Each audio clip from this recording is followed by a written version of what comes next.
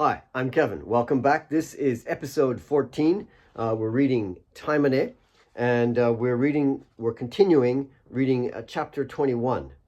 Should be about 20-minute read today, and hope you enjoy it. Claire and Nick could hear the excitement and the music coming from the compound, but chose to relax on the veranda and drink gin. They sat side by side, and Claire squirmed and giggled as Nick tried to crudely fondle her. She pulled his hand from between her legs and feigned a scowl. She leaned forward and sipped her gin. When should we announce it? The preparations will take some time. I'll need a dress from Pretoria, invitations. Oh, there's a lot to do. Whenever, sooner rather than later. You know, we need to get Kate away from Alex. She spends too much time with him. I don't trust him. Annoyed that the conversation had shifted to her sister, she tried to close it off. Well, Alex wouldn't hurt her. They've known each other since they were babies. Besides, like it or not, he's actually good in the office. Dad was right. I don't trust him. He's too friendly with the other miners. He used to work down there. My men have seen him doing some strange things, waiting in the bush at night. He lives separately. He never gets searched. Well, of course he doesn't. The reason he was in the bush was to stop the thieving bastards. They shot at him. He works in the office. He could be stealing thousands with false entries. I'd want him gone. I can't rest until these bastards are caught. Claire looked at him, stunned at the aggression. You don't think Alex? He's the one who caught the smugglers. I want him gone. He's evil, and it's better for Kate. We couldn't. And Mary, she saw the two women approach from the party. Oh, they're coming back. We'll talk about this later. Mary was helped up the veranda steps by Kate. She patted Kate's arm and went straight into the house. Mary didn't even glance at Nick. She didn't like him, and the less time she had to spend in his company, the better. She did worry about Claire, though. She wouldn't want to see her hurt by this man. Claire hadn't had many suitors. In fact, any at all that Mary knew of. Kate's mood was light with the fun of the game.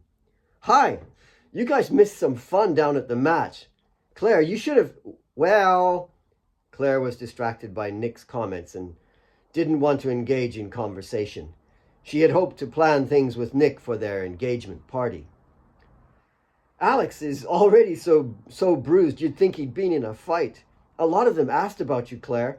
I think they'd hoped to see you. Maybe they wanted to see your old skills, eh?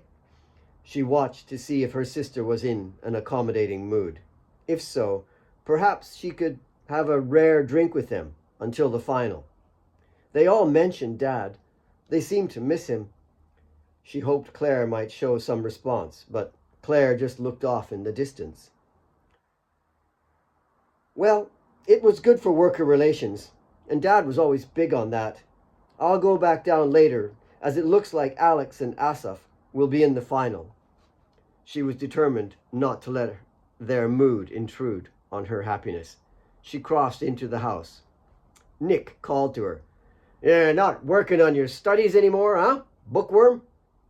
Kate disliked the nickname, especially when it emanated from someone she detested. He was baiting her. Claire, too, was surprised at this unnecessary provocation. For your information, Nick, Father Stanley will be posting my final paper tomorrow, so I will at last be able to focus my interests on the mine fully. Both Claire and Nick were stunned by her statement. They thought it was all their show. I'm actually looking forward to it. Nick blurted out, well, that won't be necessary. What? He stuttered slightly. Well, I mean, you aren't needed there. You don't have a clue how the mine runs. I was born here. I'll decide that. Well, he's right, Claire. You don't know much about... Nick decided his best course of action was an offensive attack to keep control of the office. In fact, I think it's time your friend and the math teacher, Alex, was sent on his way. Both Kate and Claire looked at him in disbelief. Kate stepped toward the poisonous little rat. What? You think? Who are you? You're a bloody security guard, a 2-month wannabe. Nick jumped up out of his seat to challenge her. I'm a member of this family. Claire and I are getting married. Claire shrunk behind him, dumbfounded by where the conversation had gone.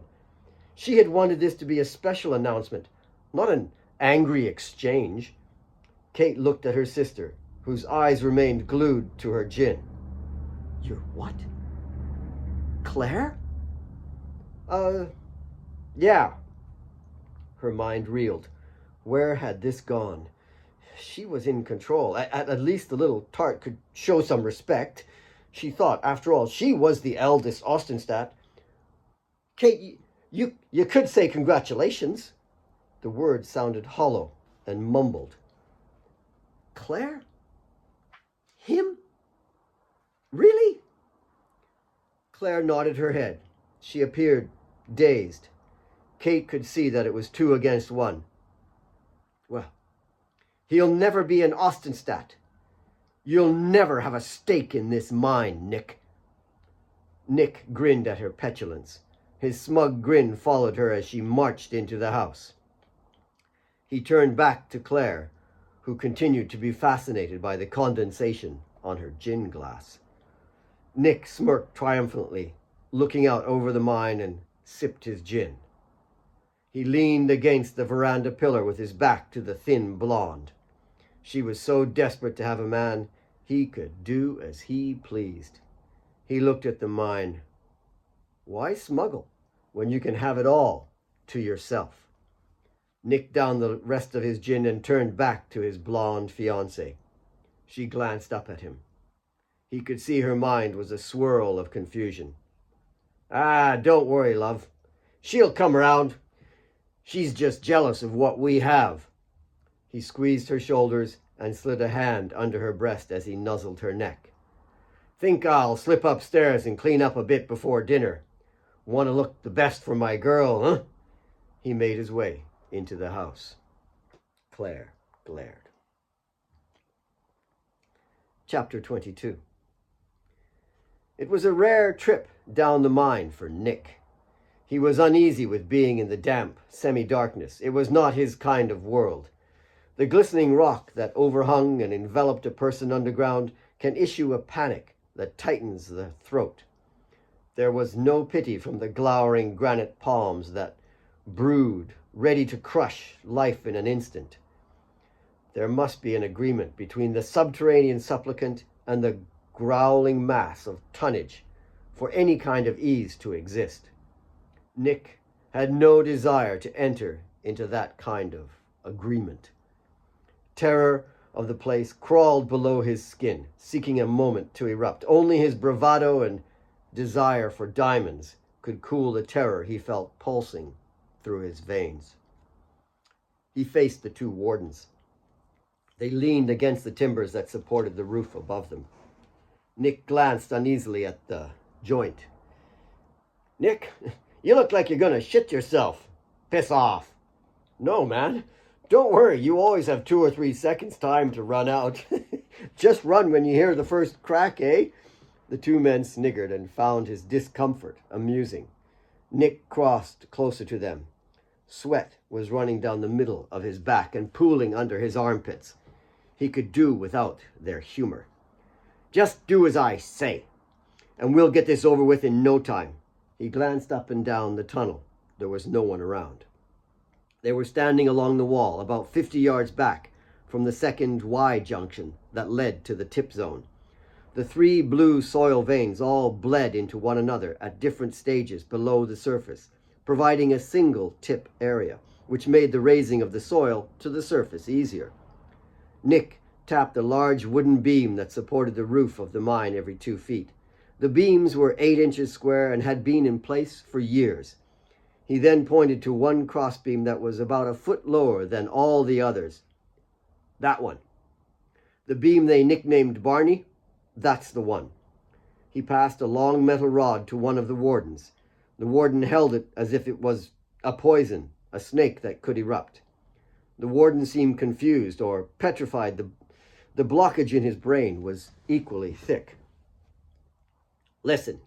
Nick leaned in tighter to the two men to drive his point into their thick minds. Hide this down here, behind an upright or something. Barney there is the lowest beam, yeah? Alex loves to show off his muscles and always pushes a cart to the lift on his way out. So, when he goes around the corner, simply slip this into the cart side tool panel. If Alex is pushing it, it'll be flying along like shit from a shovel. So when it passes, it'll clip that beam and it'll bring the whole roof down on him. This little charge will make sure there's no mistake. He'll be buried under a nice pile of rock, and you'll be standing 20 yards away just smiling. I don't know. An explosive charge? That's small. Just to make sure that the beam dislodges. It isn't big enough to do any harm, for Christ's sake. Last thing we want is a disaster. Don't be so goddamn stupid.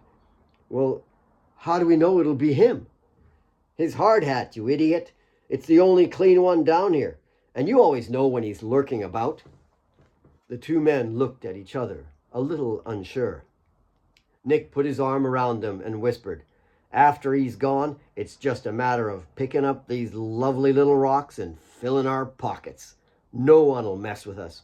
2 or 3 weeks, we'll be set for life and long gone from this bloody place. The thought of getting out wealthy reassured them, and Nick always had his act together. They nodded and smiled. Bang! No more Barney, no more Alex.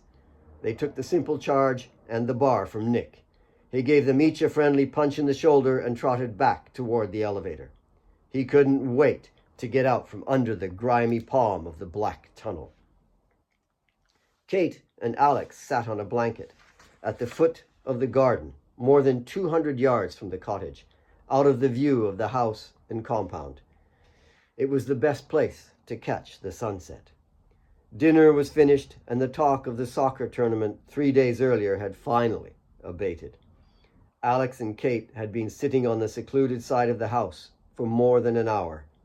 The night was still and hot, too hot for even the mosquitoes. Their skin glistened from the heat, reflecting the last rays of the sun. They sat very close. So, by marking each helmet, I'll be able to tell who's doing the smuggling, and then we can get rid of them. I'm sure it's in the helmets. That's how he and One Eye are running the show. I'll check on my second log trip tomorrow. Alex twirled her hair, and she leaned over, snuggling into his chest. He could feel her short, choked breaths against his chest as she tried to hold back the sadness enveloping their simple love. She didn't want to cry. It was not a behavior her father would have allowed, but it was Alex's chest. She could lose herself in there. It was always safe. Don't. I promised your father I'd take care of you. We'll stop him somehow. Don't cry. Don't worry about the mine. I'm not crying for the mine. I'm crying for you. I love you. I wish we could be the ones getting married. That'll take time. We've always loved each other. Come on now. Stop, Kate. He kissed her eyes. She tipped up her head and found his lips. A slow, wanting kiss. I want so much more, she whispered. He rolled on top of her and kissed her neck and chest. Her light red dress had a row of large white buttons, and he slowly undid each one, kissing the flesh he discovered as each button came apart, all the way down between her breasts, softly over her navel, down the inside of her thigh. She sat up, letting the dress fall apart. She wore no bra and displayed her breasts for him. His lips moved slowly around each breast, kissing and licking the rose nipples as she shuddered with anticipation. Her ivory legs wrapped around his muscled buttocks as he slowly introduced himself deep inside her. Her fingers clasped at his neck as he thrust slowly. Their lovemaking was slow and drifting. Each pulse brought the heat and warmth of their searching closer to a fog of giving delight. Their bodies were bound in a pulsing that took them far from their troubles, to a place deep inside each other's soul until they were one. They climaxed quietly, she with a gasp of unknowing, he with an exploding moan. They collapsed, still wound around one another. Her lips explored his face while he played with her wild, tousled hair. After only a few minutes, she reached down to feel his hardness had returned, and she rolled him onto his back, leaving her breasts dangling over him. His thick, dark, muscular fingers grasped her breasts, pulling her down. She slid down onto him, taking him inside her. She took all of him, her man. She squeezed down hard on him. She'd never, ever release him. We'll stop there. That's the end of episode 14, end of chapter 22. Thank you for joining me. We're reading Taemane.